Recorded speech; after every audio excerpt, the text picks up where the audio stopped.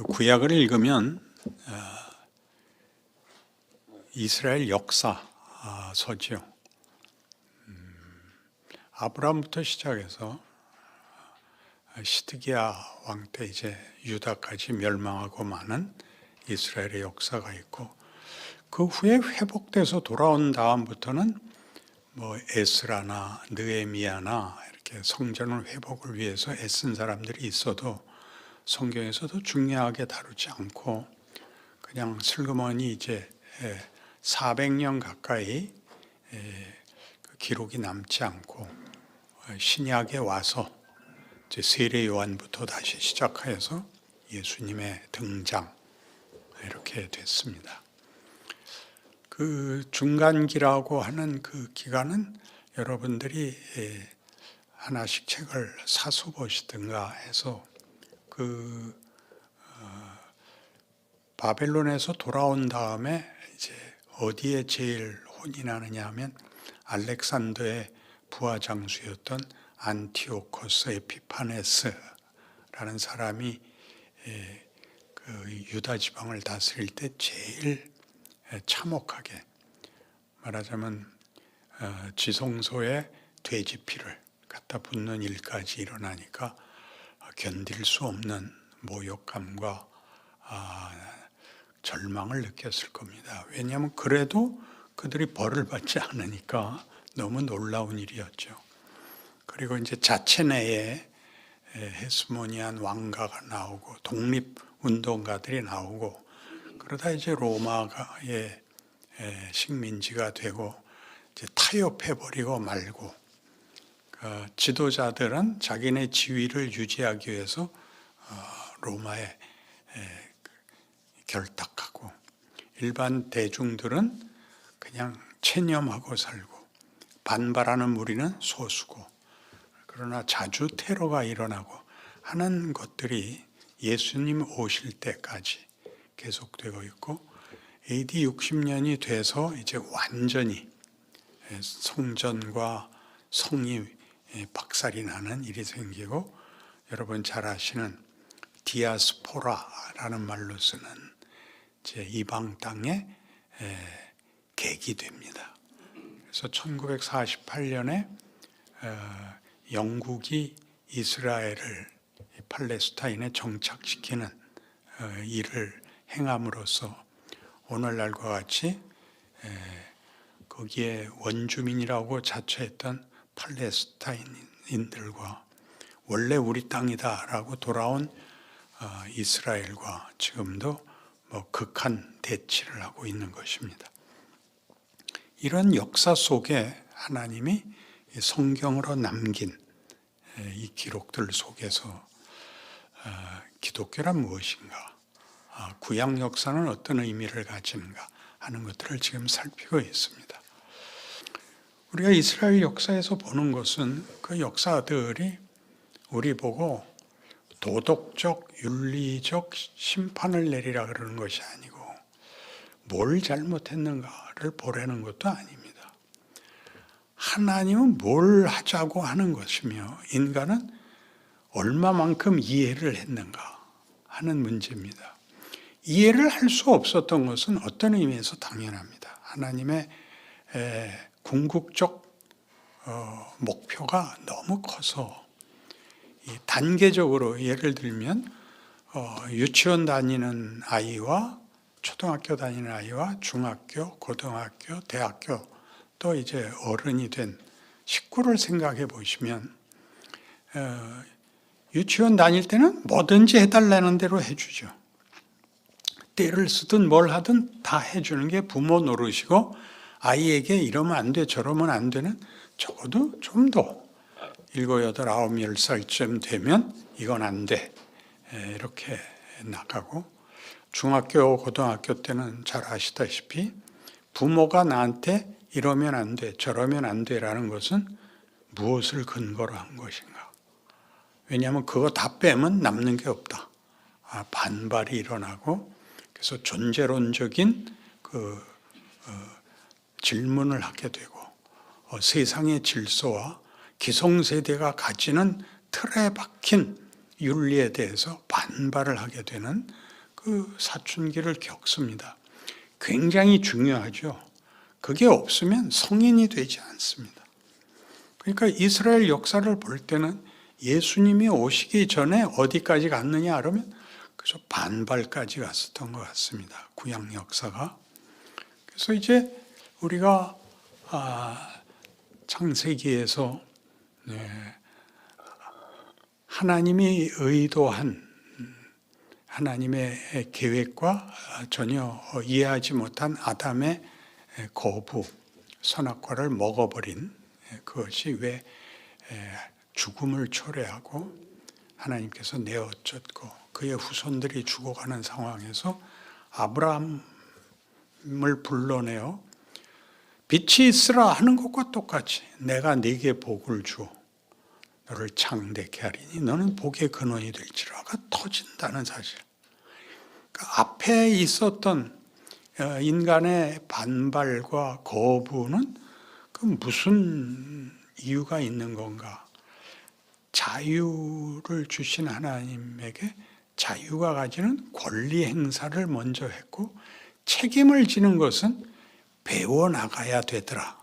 이렇게 얘기하는 것이 구약 역사의 첫 번째 어떤 길라잡이입니다.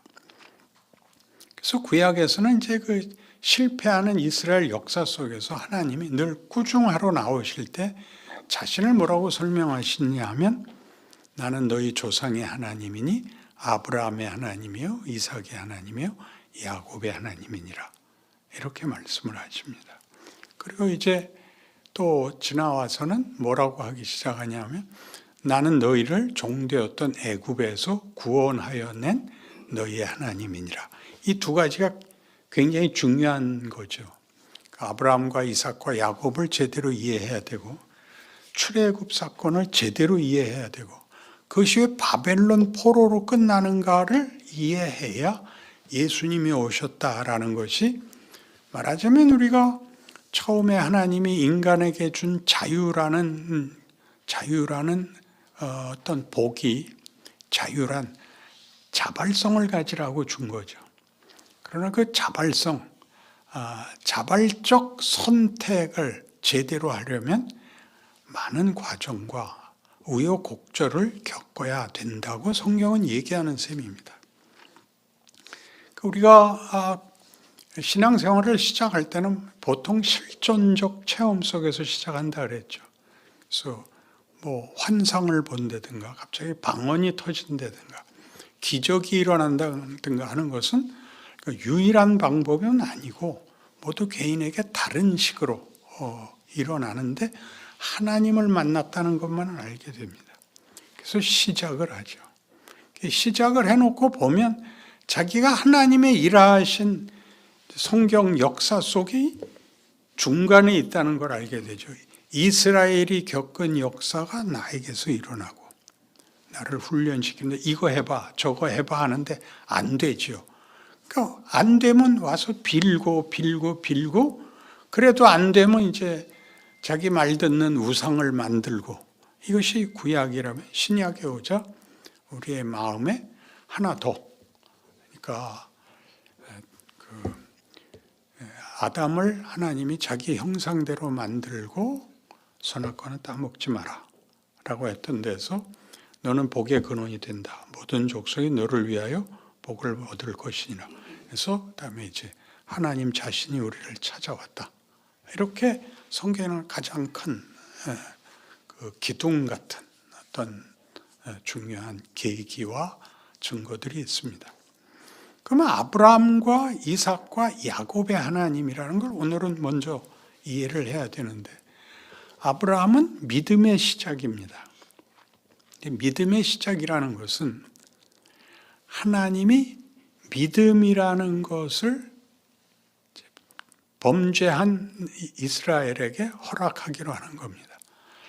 먹지 말아라. 이거 하면 안 된다를 어긴 그래서 죽음이라는 운명을 갖게 된 인류에게 하나님이 원래의 계획을 타협하지 않고 포기하지 않고 그 타락한 실패한 인류를 원래의 목적을 이루겠다가 믿음입니다. 하나님의 의지죠. 믿음이란 율법과 다른 거죠. 율법은 이래라 저래라 하는 것이고 그걸 어기면 범죄한 것인데 이거 먹지 마라를 먹음으로써 범죄한 인간에게 이러지 마라 저러지 마라가 아니라 믿음으로 하자고 들어오십니다. 방법론인데 이 방법론은 훨씬 내용이 깊습니다. 하나님이 자기를 설명하기 시작하고 자신을 우리에게 설득하기 시작하는 것이 믿음입니다. 그러니까 모두는 다 믿음은 율법과 다르다. 믿음은 은혜다. 믿기만 하면 된다라는 주문같이 방법론에 치중해 있는데 성경이 믿음을 도입하는 자리는 하나님이 아브라함을 불러내어 그의 생애에 계속 간섭하심으로 아브라함으로 하여금 처음엔 전혀 누군지 알아보지 못했는데 살아가면서 사건 속에서 하나님은 이런 분이구나, 이런 분이구나, 이런 분이구나를 배워가고 있더라. 그러니까 하나님은 이런 하나님이다. 그냥 하나님 이것만 들어주시면 내가 내 목숨을 바치겠습니다. 이렇게 무슨 상거래를 하는 것도 아니고 조건과 자격에 씨름을 해야 되는 게 아니라 하나님이 나는 너희를 향하여 결국 복을 주겠다는 너를 만든 내 하나님이요 내 아비니라 이렇게 나오는 것이 구약이 설명하고 싶은 나는 너희 조상의 하나님이니 아브라함의 하나님이요 이삭의 하나님이요 야곱의 하나님이다 라는 뜻입니다.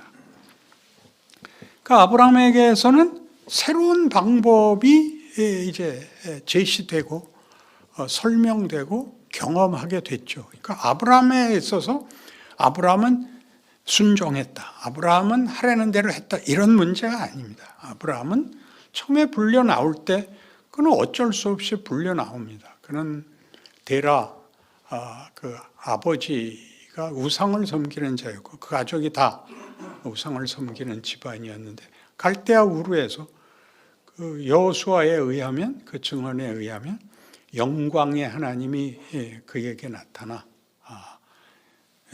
아브라함을 부르는 바람에 너무나 분명한 환상으로 영광 중에 계신 하나님이 너 나 따라 나와라. 그래서 나오게 됩니다. 누군지 모르겠는데 자기네가 믿는 이 목석으로 만든 우상하고는 얘기가 다른 거예요. 그 웅장함과 그 영광이. 그래서 겁이 나서 따라 나왔죠. 하나님이 결정적일 때마다 개입하셔서 이래라 저래라. 그래서 이렇게 가는데 가뭄이 들어서 애굽에까지 피난 갔다가 거기 가서 곤혹을 치르고 바로가 항복하는 걸 보고 하나씩 놀래면서 크죠. 가나안 전쟁에 롯이 잡혀가는 바람에 개입할 수밖에 없었고 이길 수 없는 싸움, 군인들과 전사들과 그냥 하인들을 데려가서 이기고 돌아오는 그런 경험들 속에서 아브라함은 커갑니다. 그러다 결국 마지막 최고의 경험은 100살이 다 됐을 때 99세에 약속을 받죠. 네 몸에서 난 자가 네 후사가 될 것이다. 근데 그 나이에는 애를 낳을 수가 없죠. 아브라함이나 사라나 다 애를 낳을 수 없는 이제 늙어버린 몸인데 하나님이 이삭을 주시죠. 그건 뭐 너무나 놀라운 일이었는데 그걸 바치라고 하는데 아브라함이 바치죠. 그러니까 아브라함 믿음이 좋았다 이렇게 말하지 마시고 하나님이 아브라함을 어디까지 끌고 왔는가, 어디까지 항복시켰는가를 봐라. 이게 역사적 신앙관이라 그랬습니다. 하나님이 언제나 주도권을 가지고 우리의 하나님으로서 우리를 향한 자기의 궁극적인 목적과 내용을 만들고야만은 하나님이구나라고 놀라게 되는 것이죠. 이게 이제 아브라함. 그래서 아브라함에 대해서는 보통 선택이라 이렇게 나오는데 선택이라는 말은 종종 선택을 받은 자와 그렇지 못한 자를 이렇게 분리시켜서 자기를 확인하는 이제 우리 개혁주의에서도 예정론이라는 게 굉장히 강세를 가지고 있는데 예정론이라는 것은 하나님이 이런 계획과 목표를 먼저 정했다. 로마서 8장 31절 이하에 나오는 부르시고 의롭다 하시고 영광되게 하셨다라는 말들이 전부 완료형으로 되어 있습니다. 아직 일어나지 않은 일이 결정이 난 거죠. 왜냐하면 하나님이 작정을 했으니까 그 결과는 이미 일어난 것이다. 그런 것들이 이제 왜 등장을 했느냐 하면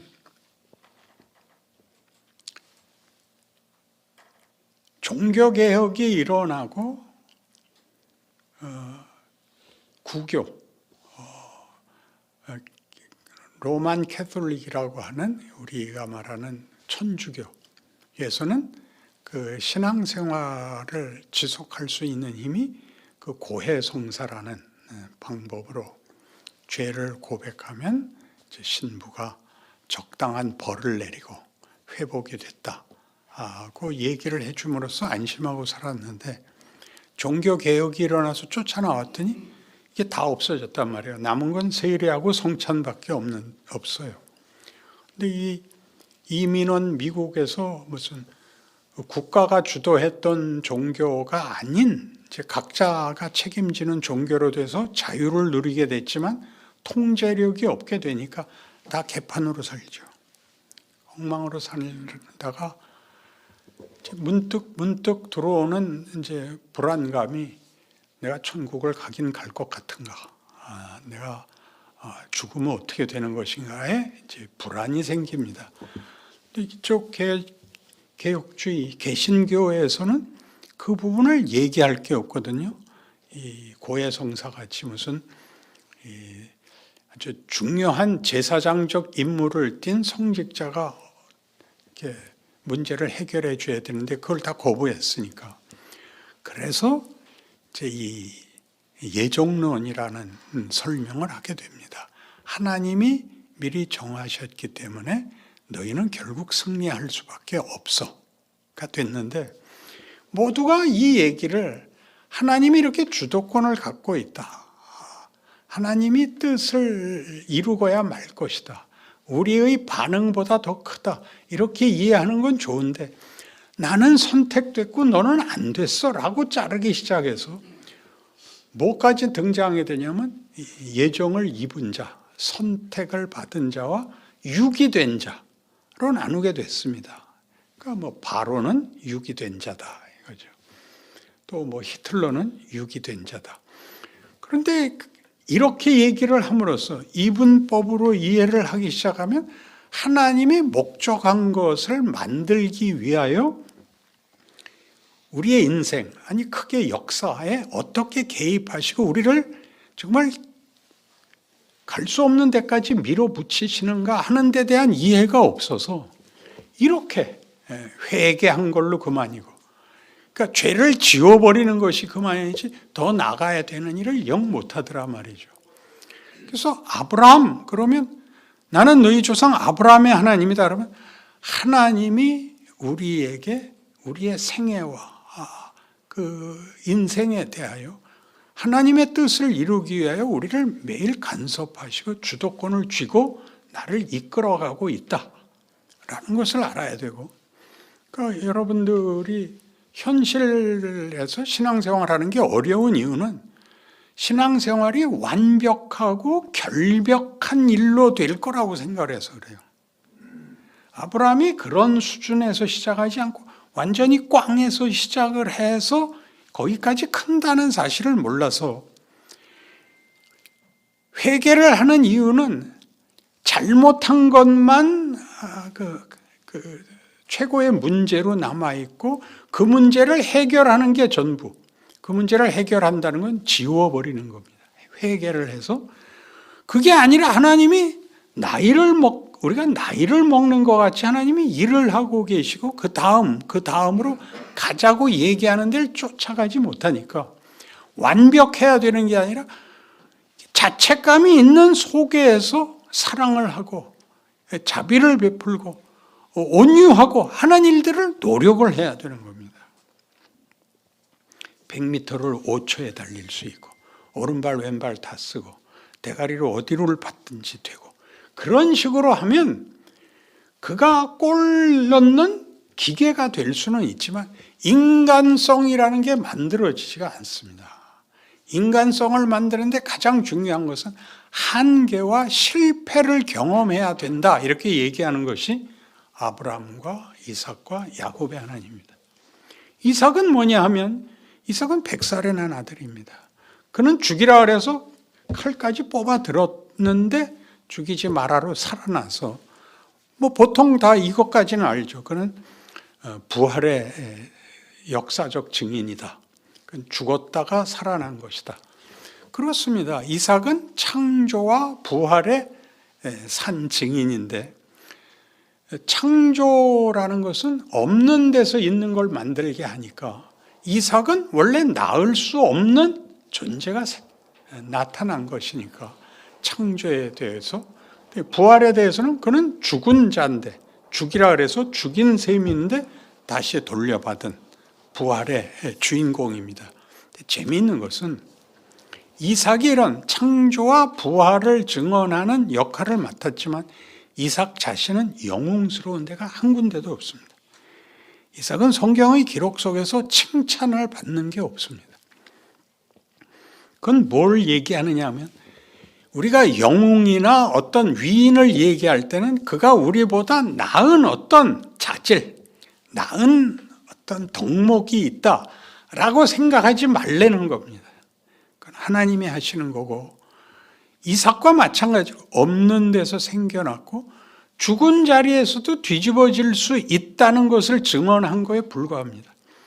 그럼 그게 무슨 뜻이 되냐면 우리 인생에서 신앙생활을 할 때 우리가 절망을 느끼고 우리가 자책하고 우리가 움츠러들 때 성경이 하는 증언은 하나님은 창조의 하나님이고 부활의 하나님이다. 로마서 4장에서 아브라함이 믿은 바 그 하나님은 없는 것을 있는 것 같이 부르시느니요 죽은 자를 살리시는 하나님이니라. 이렇게 얘기하면 이런 하나님을 아브라함이 믿었다고 자꾸 그러는 겁니다. 그 구절의 중요성은 아브라함이 믿은 하나님은 이런 하나님이다 하는데 이런 하나님인 줄 알고 있었다.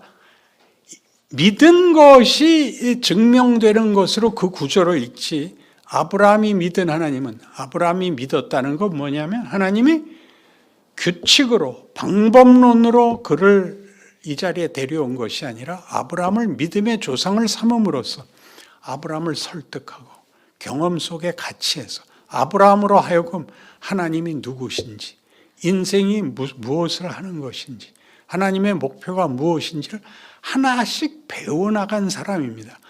그가 하나님을 믿었다가 이삭을 바쳤다로 연결되는 건 잘하는 일이지만 더 중요한 것은 이런 하나님이기 때문에 아브라함이라는 존재가 역사적 증인으로 서 있고 이삭이라는 존재가 있을 수 없는 존재가 이렇게 그 뒤를 잇고 그 뒤에 야곱이라는 존재가 그 모든 못난 속에서도 드디어 이 족보에 올라온다. 하나님은 이런 분이다를 설명해 놓고 있단 말이죠. 아브라함을 영웅을 만들고 이삭을 영웅을 만들고 야곱을 영웅을 만드느라고 영웅을 좋아하고 누구를 존경한다, 누가 부럽다라고 얘기함으로써 우리는 계속적으로 방법론에 붙잡혀 있는 것입니다. 내가 잘하면 복 받고 못하면 벌 받는다 해서 한 걸음도 나오지 못하고 있습니다. 그래서 기독교 신앙에서 제일 어려운 것은 이 도덕성입니다. 도덕성은 규칙과 율법과 도덕은 잘못하지 않게 하는 데까지밖에 못하고 더 나가는 것, 사랑과 믿음과 소망 같은 데로는 거기는 없습니다. 왜냐하면 규칙이기 때문입니다. 그것은 인격, 주도권을 가지고 뜻을 가지며 성실함으로 일하는 인격이 주인이 아니라 규칙에 불과하기 때문입니다. 그러니까 우리 인생에서 하나님이 뭘 하시느냐 하면 하나님이 하시라는 것을 규칙으로 갖고서 잘했다 못했다 잘했다 못했다를 반복하고 나가니까 회개하는 것이 다고 자기가 하는 말을 알아듣는 사람과의 교제만 있지 하나님과의 교제는 없는 겁니다. 하나님은 늘 거리가 있고, 그리고 하나님 앞에 나설 때는 늘 겁나고, 그래서 어쩔 줄을 모르고, 그래서 평생 신앙생활 했는데도 기도를 하라 그러면 하나님 아버지 불러놓고 할 말이 없어서 우크라이나 전쟁 빨리 끝내주시고, 선교사들 각지에 가 있는 사람들 지켜주시고, 이 말밖에 할 게 없는 거예요. 자식이 아버지에게 하는 말이 하나도 안 나온다고요. 왜냐하면 아버지로 느껴보거나 아버지로 이해를, 교육을 받은 적이 없어요. 납득을 안 해요. 그렇게 얘기하면 하나님 그러면 경외감을 가지고 두려움을 가지고 벌벌 떨리는 것으로 돼 있지, 이렇게 아버지라고 부르는 것은 대단한 것 아닌가요? 아버지들은 보통 아버지 노릇 잘못했으니까 어머니로 대체해 봅시다. 엄마 그러면 모든 게 다 되는 대상이잖아요. 엄마는 언제나 내 편이고, 엄마는 언제나 내 말부터 들어주고, 엄마는 언제나 반갑죠. 이게 하나님이 자기를 설명한 것인데, 이렇게 가까워지고 내 인생 속에서 일어나는 모든 일들 속에서 우리가 살면서 가지는 우리의 최대치, 도덕성입니다. 그다음에 기능적입니다. 그런 것들로 자신의 어떤 마음속 깊은 곳에 있는 영혼의 갈증을 채우려고 했던 것이 실패하는, 한계에 부닥치는 일들로 난 왜 이럴까? 난 이거밖에 왜 못할까? 라는 한계와 절망까지 가지 않으면 이걸 벗어나질 못하는 겁니다. 이걸 하나님이 적당한 시점에서 나타나시죠. 성경에서 아담의 실패로부터 바벨론 포로가, 노아 홍수와 바벨탑까지의 사건이 있고, 그 다음에 아브라함에게 등장을 하여 하나님이 자기를 설명하고 납득시키고 항복시키는 얘기로부터 이삭에서 보여주는 것 같이 이 일들은 네가 만든 것도 아니고 만들 수도 없으며 만들어서 받은 보상이 아니다. 그러니까 이삭이고, 야곱은 그걸 만들어내는 과정이, 야곱이 야복나루에 선 것처럼 긴 인생의 여정 속에서 펼쳐진다. 이렇게 얘기합니다. 형에게서 장자권 뺏으려고 몸부림치고, 아버지 속이고 축복받고, 그리고 외삼촌 집으로 도망가고, 거기서도 의지가지가 없어서 가진 꾀를 다 부려서 이제 부자가 됐으나 야복나루에 섰을 때 그 모든 것이 다 무용하게 됐죠. 그걸 앞에 다 보냈지만 형으로부터 도망갈 길이 없습니다. 홀로 남았었죠. 처자식까지 다 앞서 보내고. 근데 그 살기등등하게 달려나왔던 에서가 이 야복나루 사건 이후에 와서 화해합니다. 부둥켜 안고 서로 웁니다. 하나님이 간섭하신 셈이죠. 그리고 야곱은 변합니다.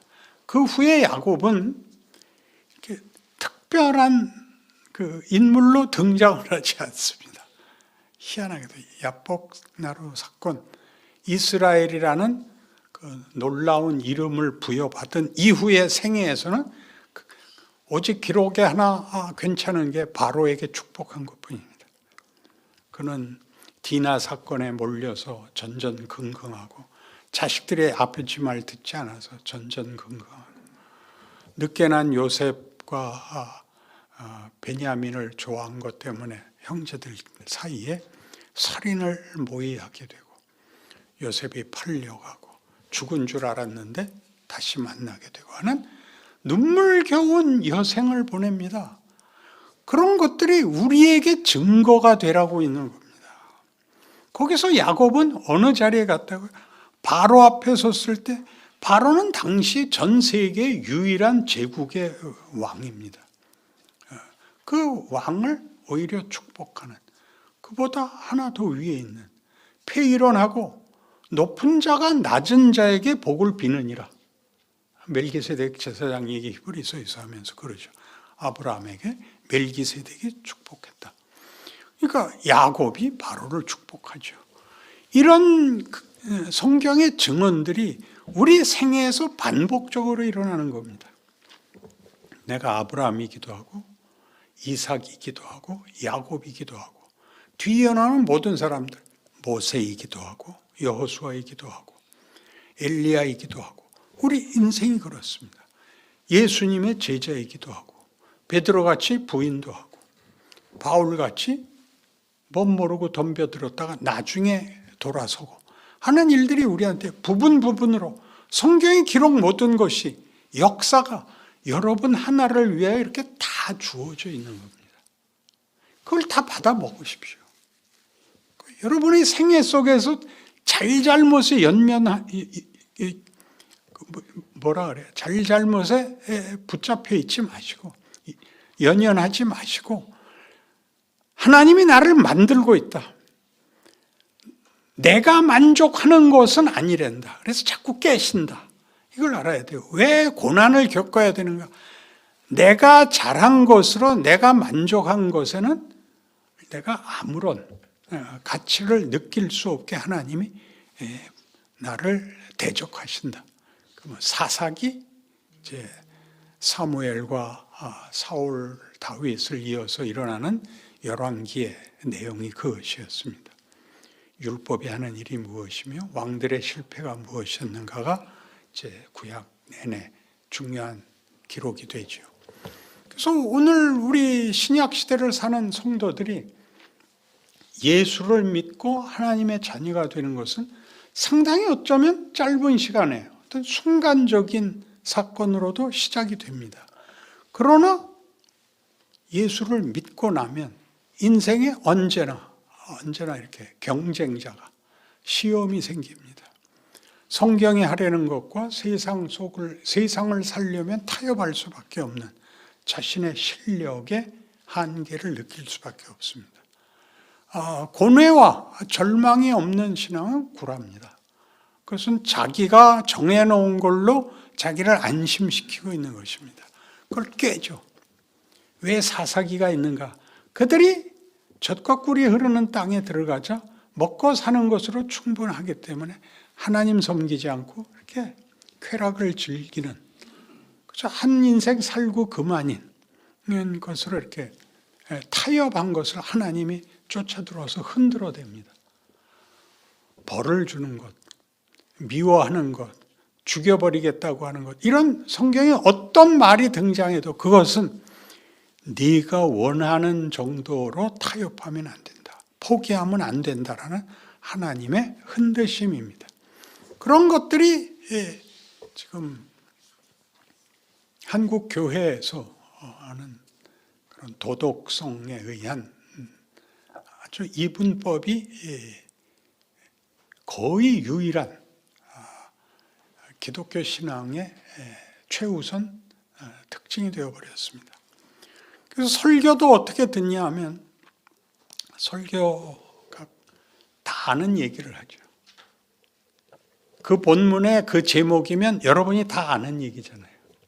그걸 목사님이 막 펄펄 뛰면서 하는 바람에 여러분이 내용상으로 더 나아가는 게 아니라 맞아 라고 공감을 할 때는 그게 뭐냐면 이거를 내가 진심과 정열을 가지고 해야 돼. 이렇게 밤낮 이 본문 하나 정직해야 돼. 하나님만 믿어야 돼라는 간단한 내용을 다른 사람이 다른 식으로 다른 예화를 가지고 언제나 이 얘기를 반복하고 있는 게 불과하죠. 그래서 다 뭘 아느냐 하면 중간에 졸다가 그 다음에 들어도 아무런 문제가 없죠. 토막으로 결론이 나고 이렇게 구호 같고 어떤 각오를 고백을 받아내고 있지 줄거리가 있어서 무슨 본문을 이해시키고 왜 이 결론에 갔는지를 성경에 하는 식으로는 제가 자라나던 시절에는 아무도 못 만났습니다. 그러니까 다시 따라오셔야 됩니다. 얼마나 힘드냐 하면 우리 본성이 내가 가장 민감한 것은 도덕성이라고요. 가장 민감한 게. 그래서 언제나 꾸짖죠. 죄를. 당신들 온전한 11조 냈어? 성수주일 했어? 기도 몇 시간이나 해? 이런 말들로 겁을 주면 아무도 당할 수가 없죠. 잘못했습니다. 잘못했습니다. 그리고 울고 회개를 하면 잠깐 동안 평안이 온다고요. 지워버렸으니까. 회개를 해서 그러니까 회개하지 말라는 거죠. 회개하지 말고 다시 해봐. 다시 해봐. 여러분 축구하다가 골 먹으면 먹은 쪽에서 뭘 해요? 엎드려 누워서 통곡을 하지 않고 빨리 들어가서 공 꺼내다가 시작하는데 빨리 갖다 놓죠. 빨리 만회를 해야 되니까. 그러니까 다음을 해야 될 거 아니에요. 그래서 이 편견, 우리가 알고 있는 이 기독교라는 이름을 쓰고 있고 예수를 믿는다는 표현을 쓰고 있고 아닌 건 물론 아니에요. 진짜 기독교인이에요. 그러나 몇 살이 돼도 밤낮 그거예요. 그 철딱선이 없는 초등학교 4학년쯤 수준에서 다 머물러 있지 성경이 가르친 거를 제대로 들어본 적도 없고 자기 인생이 거기에 이렇게 함께 투영되고 있고 적용되어야 한다는 것을 배우질 못했으니까 이건 누구를 흉잡자는 얘기가 아닙니다. 시대적으로 이제 순교 시대와 부흥 시대를 지나와서 이제 우리는 더 커야 된다는 현실 앞에 섰습니다. 왜냐하면 지금 우리가 현실에 직면하고 있는 기독교 안티가 굉장히 많습니다. 부흥 시대에는 모두가 예수 믿는 것을 자랑으로 여겨서 대표적인 선수로 이영무 목사가 골 넣고 무릎 꿇고 기도하던 거 다 따라하고 모든 스포츠계에 그 스포츠 선교 팀이 있었습니다. 축구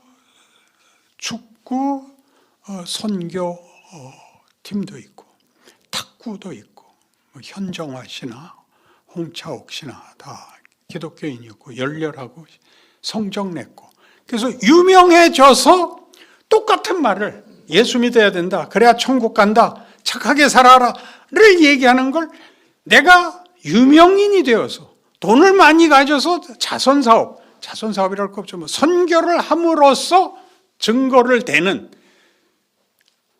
본문이 아닌 본문이란 이렇게 우여곡절을 겪는 하나님이 왜 자유를 주시고 우리의 불순종을 허락하시고 함께 씨름을 하시고 불러내시고 그렇게 우시고 화내시고 하는 일들을 서로 겪어야 하는가? 왜 쉬운 일로 가면 안 되는가? 라는 도전을 하시는 겁니다.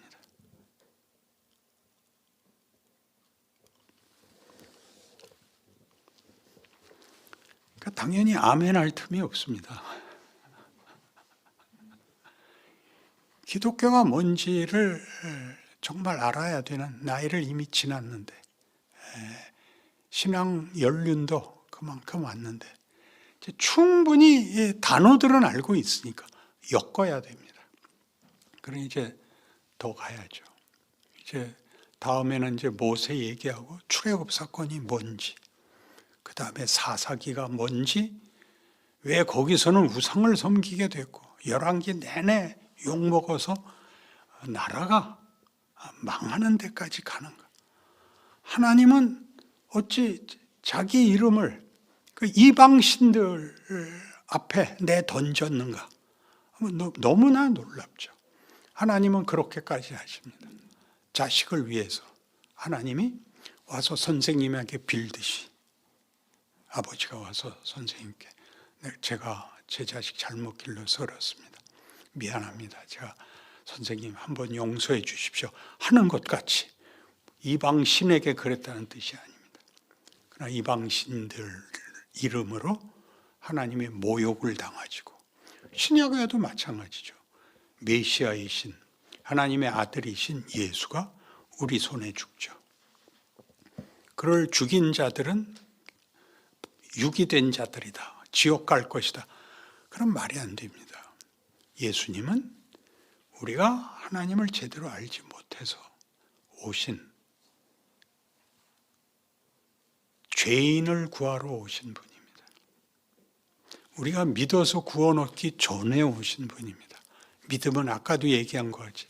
설득되고 이해되고 경험해서 우리 스스로가 항복하게 되는 과정, 그리고 하나님의 방법이지 조건으로 쓰이지 않습니다.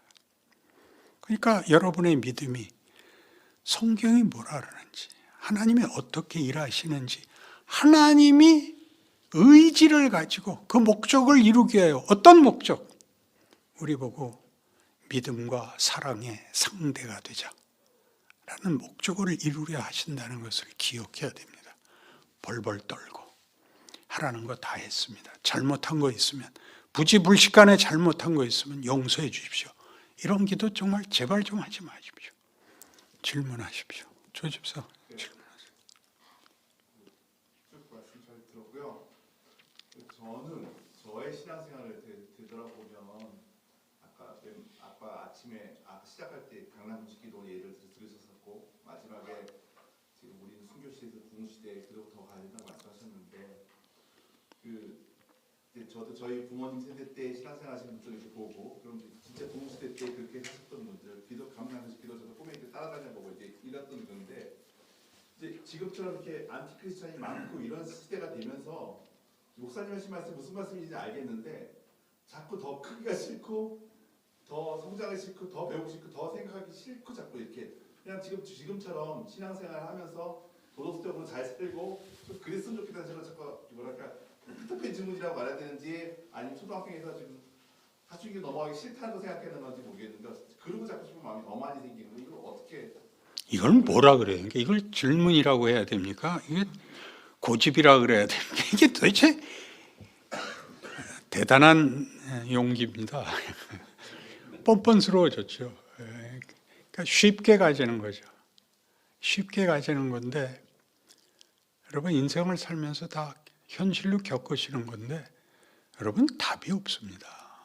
이 답이 없는 건 여러분이 하나님으로부터 이렇게 뭐라 그래요? 이렇게 놓아져 집어 던져서 여러분이 막막한 것이 아니라, 여러분이 답을 만들 수 없다는 것을 실컷 보여주는 겁니다.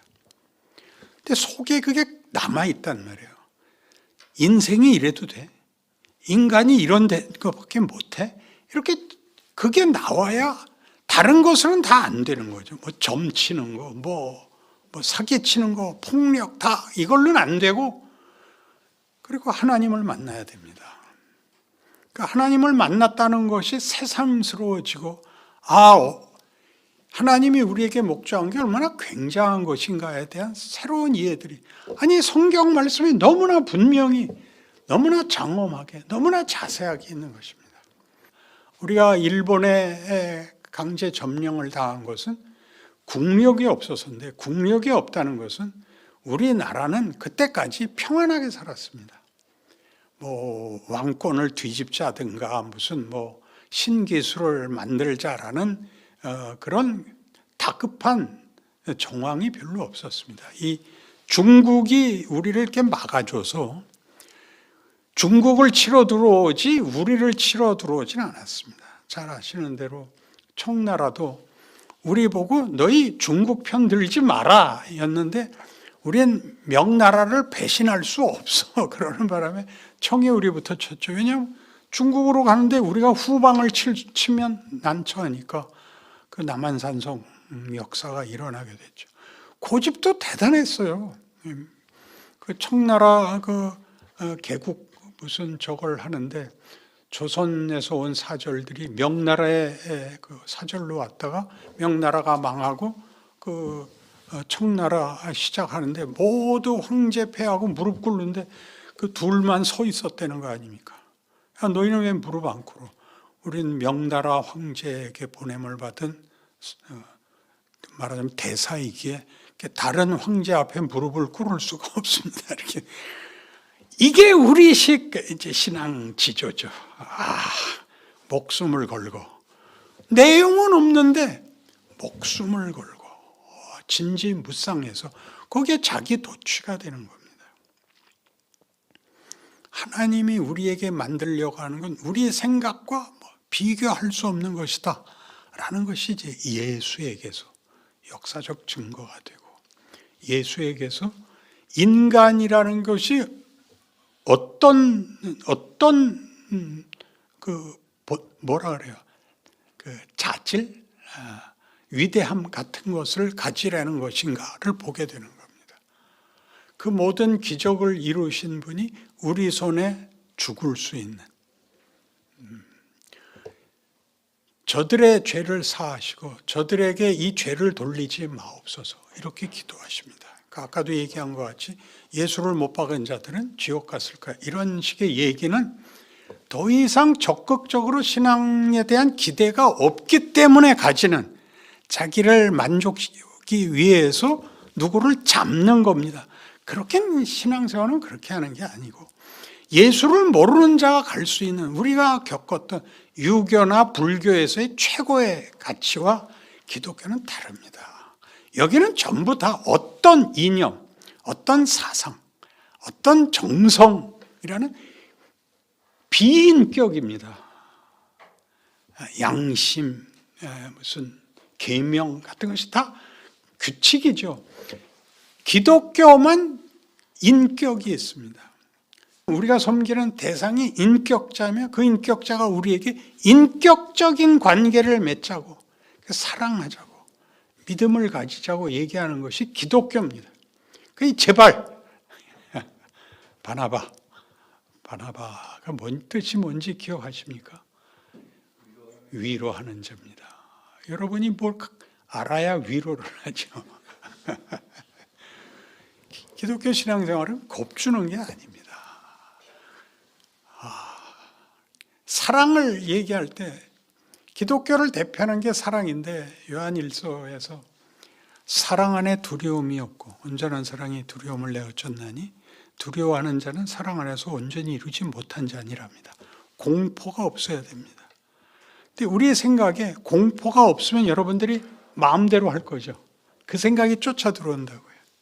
부모가 엄격하지 않으면 개판이 될 거다. 그러니까 하나님이 그걸 넘어오신다고요. 개판 치는 거. 심지어 그 하나님을 능력하는 거를 붙들고 들어와서 우리의 모든 영혼과 양심과 본성을 뒤집어 엎어 놓으시는 거죠. 예수를 믿는다는 건 그런 뜻입니다. 아니, 이런 신이 있단 말이야.